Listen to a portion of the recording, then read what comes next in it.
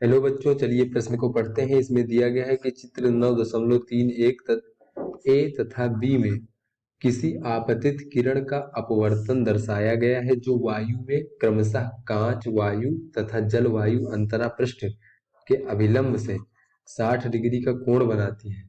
उस आपतित किरण का अपवर्तन कोण ज्ञात कीजिए जो जल में जल कांच अंतरा पृष्ठ के अभिलंब से 45 डिग्री का कोण बनाती है।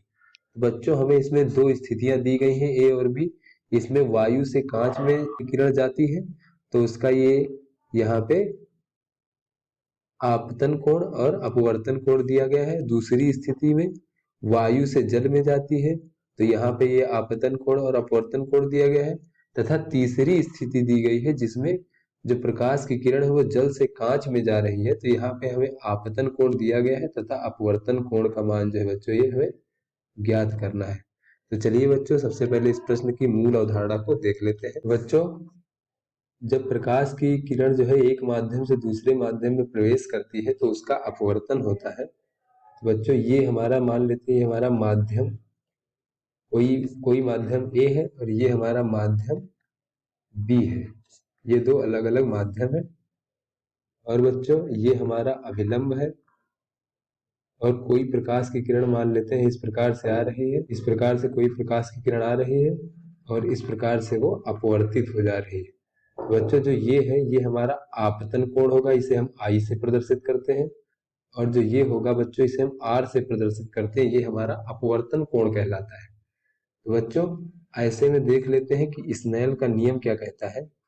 बच्चों, स्नेल का नियम, बच्चों स्नेल का नियम ये कहता है कि जिस माध्यम में प्रकाश की किरण प्रवेश कर रही है, तो यहाँ पर माध्यम बी में प्रकाश की किरण प्रवेश कर रही है, तो माध्यम बी का माध्यम ए के सापेक्ष, माध्यम ए के सापेक्ष जो अपवर्तनांक होगा बच्चों, अपवर्तनांक ए एन बी से प्रदर्शित करेंगे, अर्थात माध्यम बी का अपवर्तनांक ए के सापेक्ष।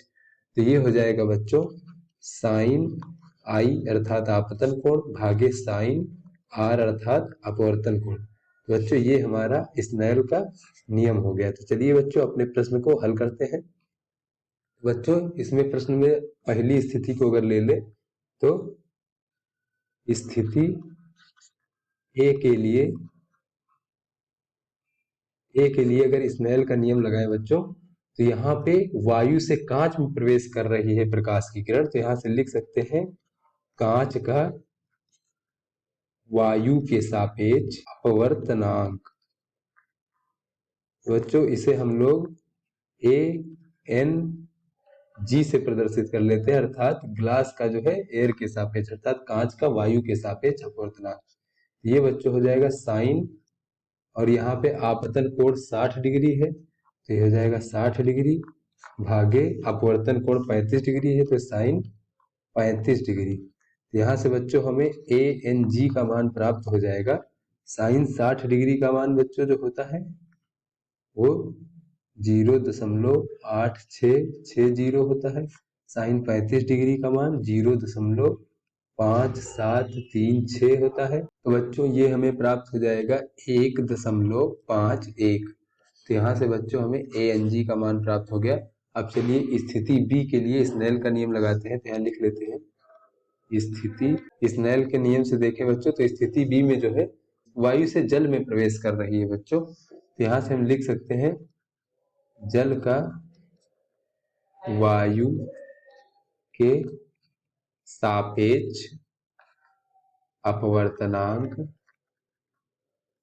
तो इसे हम लोग बच्चों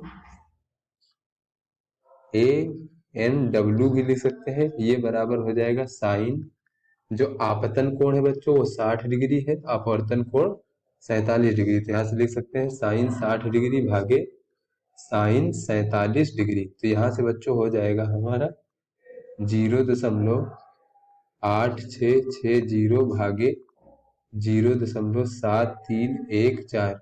तो बच्चों इसका मान हमें प्राप्त हो जाएगा 1.184। तो यहाँ से बच्चों हमें ANW का मान प्राप्त हो गया। तो उसके बाद बच्चों अगर हम यहाँ से देखें, कांच का जल के सापेक्ष अपवर्तनांक निकालें, जल के सापेक्ष अपवर्तनांक, बच्चों इसे हम लोग WNG से प्रदर्शित करेंगे और इसका मान हो जाएगा बच्चों ANG भागे ANW, अर्थात कांच का वायु के सापेक्ष अपवर्तनांक भागे जल का वायु के सापेक्ष अपवर्तनांक। तो ये बच्चों हमें प्राप्त हो जाएगा। ANG का मान हमने यहाँ पे निकाला था 1.51 और ANW का मान यहाँ पे हमने निकाला है 1.184। तो बच्चों इसका मान हमें प्राप्त हो जाएगा 1.275।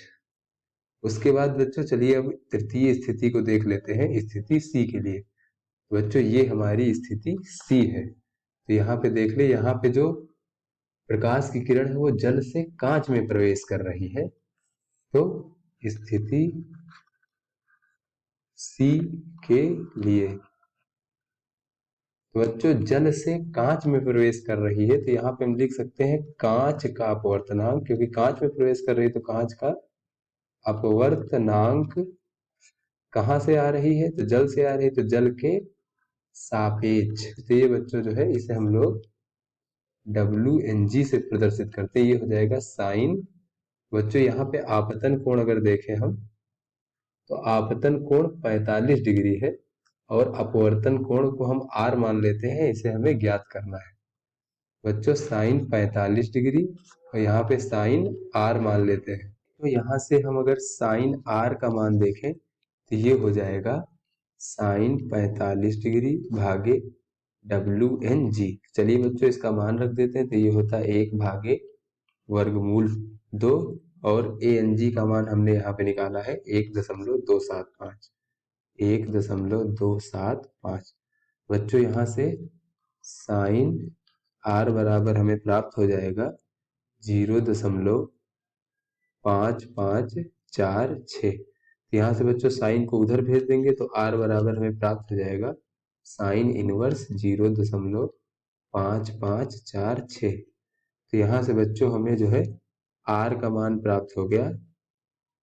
R बराबर हो जाएगा बच्चों 38.68 डिग्री।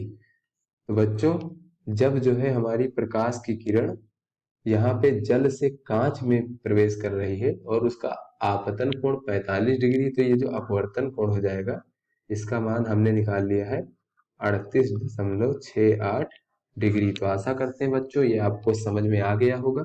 धन्यवाद।